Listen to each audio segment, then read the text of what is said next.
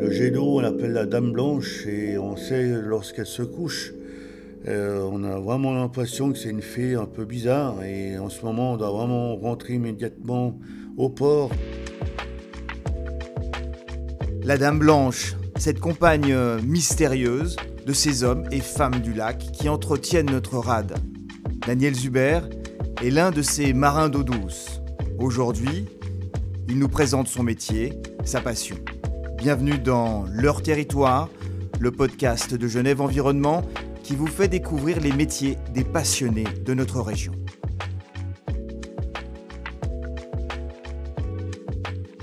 Daniel Zuber, bonjour. Bien bonjour. Ancien bûcheron, tronçonneur, vous vous retrouvez maintenant à soigner le lac. Présentez-vous en quelques mots. Qui est Daniel Zuber ? Je suis un collaborateur de l'OCAN. L'OCAN qui est l'Office cantonal d'agriculture et de nature. Je suis tombé sur le lac parce que j'en ai un peu marre de mes ambitions forestières. Et puis je disais tout le temps à mes copains, je ne vais jamais finir ma vie sur le lac en train de me dorer la pilule. Et c'est pour ça que je suis venu au lac. Une question sur votre métier, au fond, en quoi consiste-t-il ? Alors, bien sûr, le lac, la première chose consiste à faucarder les algues à l'entrée des ports. Donc, faucarder, c'est tout simplement à tondre un peu les algues qui empêchent la navigation et à nettoyer les ports semi-privés de boîtes de conserve, d'aluminium et des plantes macrophytes qui s'échouent justement le long des plages. Alors dit comme ça paraît simple, mais au fond, une algue, c'est quoi ? Donc, ne pas confondre une algue avec une macrophyte. Une algue et macrophyte, ce sont des végétaux. La macrophyte, c'est un système radiculaire qui se permet justement d'ancrer dans les sédiments et à pouvoir, à la longue, fleurir à la surface. Tandis qu'une algue, c'est un être unicellulaire qui n'a pas trop d'importance.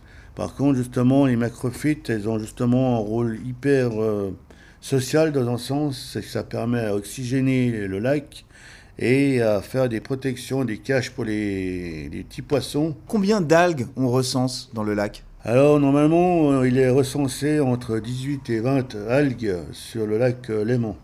Là, en 2010, on en a pris une toute nouvelle, qui est la Groenlandia, une macrophyte qui nous permet à dire que le lac, la qualité de l'eau du lac s'est bien améliorée depuis les années 70. Un mot sur la surface que vous devez ratisser, ou comme on dit, faucarder peut-être ? Alors, c'est plusieurs hectares de surface qu'on doit justement faucarder. Il y a à peu près entre 450 et 500 mètres cubes de ces déchets végétaux qu'on doit évacuer. Daniel Zuber, on se retrouve tout de suite sur la rade que vous affectionnez tant.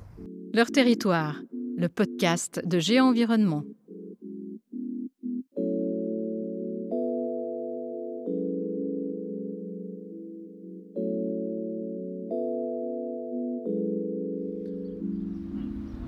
Daniel Zuber, alors on se trouve un petit peu ici à l'antichambre de votre bureau. On est Voilà. sur les quais à côté de la Neptune. Voilà. On va s'apprêter à aller faire un tour sur la rade. Expliquez-nous les premières heures de votre journée, comment ça se passe ? Alors nous, justement, on doit faire un horaire décalé. On commence à 5h du matin jusqu'à 5h à midi et demi. C'est vrai qu'à 5h du matin, la lumière n'est pas bien claire, mais le temps de préparer les bateaux, le matériel. Donc on est parfait pour commencer cette journée. Comme les pêcheurs professionnels, on a cette chance d'avoir des couleurs vraiment merveilleuses. Comment est-ce qu'on doit vous appeler ? Vous êtes capitaine, vous êtes à bord de ce bateau, vous commandez ce bateau. Est-ce que vous êtes un capitaine ? Non, peut-être dans l'âme, mais on est dans une petite équipe auquel on est tous matelots marins d'eau douce. Et on a tous les mêmes fonctions de gérer les jeunes. Enfin, voilà, on a des contremaîtres, puis au-dessus on a des bureaux. Eux, peut-être, c'est des grands capitaines. Mais nous, on reste simple dans cet amour d'eau, quoi. Un mot sur les faucardeuses, ces bateaux sur lesquels vous faites votre travail avec vos collègues. Elles sont au nombre de 4 et elles ont les 4 des noms de jeunes filles, enfin jeunes Oui. ou moins jeunes, mais en tout cas c'est des noms de filles. Pourquoi ? Alors la première, c'est la Venilia. C'est comme tous les bateaux, normalement la tradition, c'est d'avoir un nom. Vous pouvez avoir justement les noms de jeunes filles. Venilia, c'était une des nombreuses femmes de dieu Neptune. Comme Neptune était le dieu de la mer, Et on a dit, ben voilà, Vénilia, ça irait très bien. La Clara, chez nous, on a une algue de profondeur qui s'appelle la Clara Sei. Et c'est un diminutif. Et puis la troisième, je crois que c'est pas un nom d'une jeune fille, c'est une locomotive qui est hyper rapide. Et voilà, c'est pour ça qu'on a nommé des noms sur ces bateaux.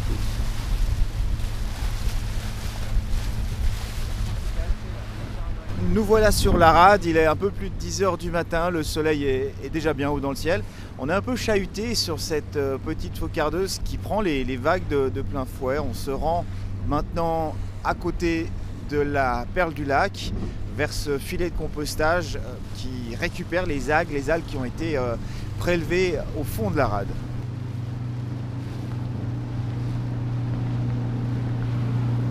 Là vous voyez le jet d'eau, ça vous fait quoi ? Ouais, ça me fait assez bien, ça me fait drôle parce que chaque fois qu'on va à l'étranger, les gens connaissent Genève par son jet d'eau, les banques. Et c'est vrai que le jet d'eau a toute une histoire. Et ouais, c'est assez cool de le voir comme ça parce que nous on l'appelle la Dame Blanche. Et dès que la Dame Blanche se couche, c'est un signe qu'on doit vraiment venir très vite au port. Et ouais, elle a toute une histoire, elle a toute une symbolique aussi. Et c'est vrai qu'avec ses 500 litres secondes qu'elle crache tout le temps, on se dit, ouais, c'est joli. Comme là, les vieux, ils disaient qu'on entend les sons des mâts, il y a trop de vent, puis on entend que les mâts ils chantent. Justement, il faut faire hyper attention, parce que là, il y a changement de vent. Et nous qui naviguons aussi là-dessus, on doit faire attention. Là, on a la chance de naviguer sur le plus grand réservoir d'eau potable d'Europe, au centre vers Lausanne et Montreux, où c'est le plus profond. On peut boire l'eau sans avoir de problème digestif. Comparaison dans les années 70, auquel il était hyper pollué. Là, il y avait vraiment des sortes d'algues qui sortaient.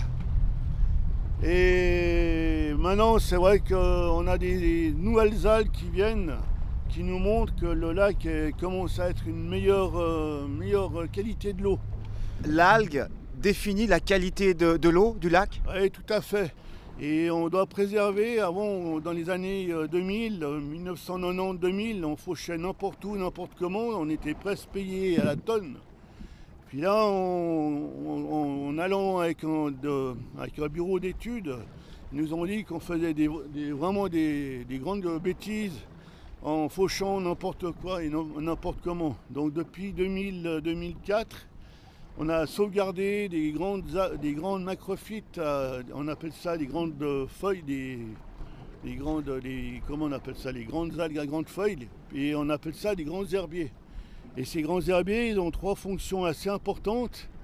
C'est de faire des caches pour les alevins et l'oxygénation du lac. Et la troisième, ces plantes, justement, ils ont besoin de phosphore et d'azote pour grandir.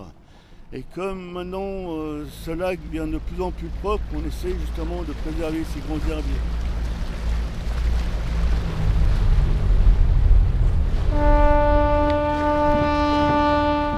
Alors justement, on est là à côté de la perle du lac, il y a cet énorme cercle, un bassin, une sorte de piscine. Vous allez nous expliquer à quoi il sert. Vous nous parliez de filet de compostage qui permet de récupérer les algues. Dites-nous en plus. Alors ce grand filet, il y en a deux endroits. Il y en a un ici et un à Pointe-à-Bise. C'est un peu, on va dire, une grande poubelle à algues, à déchets verts. Et entre la chaleur et le courant du lac permet justement une décomposition rapide de ces végétaux. Donc, par la suite, justement, on va mettre les jeunes truitelles. Excusez-moi, là, voilà, les jeunes truitelles dans ces filets. Alors attention. Alors ça tangue, c'est vrai qu'on se croirait presque en mer. D'une certaine manière, avant, les algues étaient fauchées, récupérées et mises en déchetterie, alors que maintenant, c'est l'inverse, on les garde, elles restent dans le milieu aquatique, oui. Elles se décomposent pour poursuivre leur alimentation des autres végétaux et des animaux qui habitent, qui vivent dans le lac. C'est bien juste. Maintenant, on essaye de montrer aux gens qu'on est aussi dans le mouvement de l'écologie, pour le sein aussi du lac. Et comme vous avez juste dit, avant, c'était transporté par camion, donc on polluait pas mal avec les camions transportés à travers la ville. Et une fois par semaine, c'était quand même un camion de 30 mètres cubes d'algues et autres déchets qui allaient au chenonnier, au compost.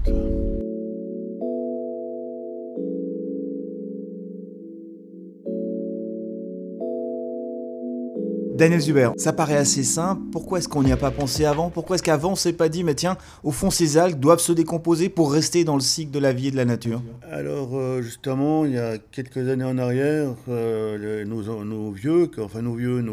ancêtres qui nous ont expliqué le métier, ils n'avaient pas cette notion, on peut dire, écologique, que ces algues, ils avaient un rôle dans l'écosystème qui est important. Et ils pensaient justement de faucher n'importe où, n'importe comment et presque être payés à la tonne. Là, on a dû évoluer vu que la nature nous a bien montré qu'on était trop loin par le gaspillage de l'eau, par les transports de camions qui coûtent trop cher. Donc on a dû suivre un nouveau chemin. Vous êtes, de par votre métier, au cœur de ce souci écologique, de réchauffement climatique dont tout le monde parle. Est-ce que ça a une incidence ? Est-ce que le réchauffement provoque plus d'algues ? Oui, parce que justement, l'algue ou les macrophytes, ils ont besoin de beaucoup de lumière et de chaleur pour faire leur cycle et leur développement jusqu'à la floraison. Et là, on voit bien qu'à partir du mois de juillet, les algues ou les macrophytes se détachent par grappe, des grosses taches, qui là, on doit justement venir d'urgence pour faire sortir les bateaux et sortir justement pour que les navigateurs puissent aller au large. Daniel Zuber, comment vous voyez votre métier dans 20 ans, par exemple ? Je pense que dans 20 ans, ça va être un gros problème, c'est la question de la gestion de l'eau. Car l'eau, il est tellement facile d'ouvrir un robinet et de dire, de toute façon, l'eau, elle coule. Et c'est vrai que pour moi, c'est un gros problème, c'est comment on va être de plus en plus à Genève ou dans d'autres cantons. Et la gestion de l'eau, ça va être un peu un gros problème. Et s'il y avait un message que vous pouviez faire passer aux Genevois, ce serait lequel ?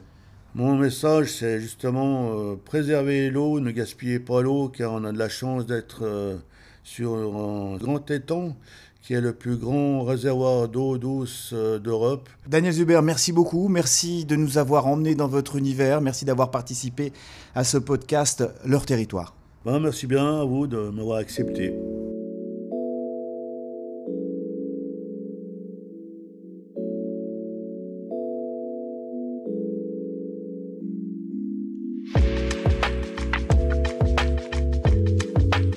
Merci à toutes et à tous d'avoir suivi ce tout premier épisode de Leur Territoire, le podcast de Genève Environnement qui vous fait découvrir les métiers des passionnés de notre région. On se retrouve bientôt pour une nouvelle rencontre surprenante.